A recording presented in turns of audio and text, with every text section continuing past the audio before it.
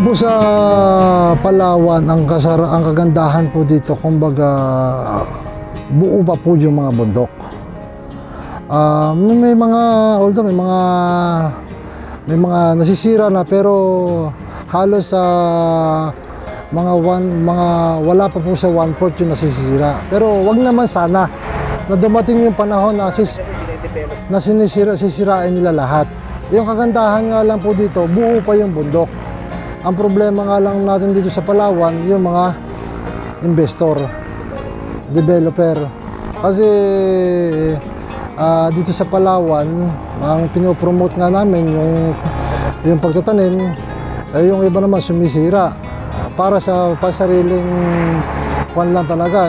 Siyempre hindi naman tayo pwedeng kasi sila yun Yun nga lang po ang kagandahan dito sa Palawan, yung halos karamihan po ng mga bulubundukin dito, buong buo at saka sariwang-sariwa po.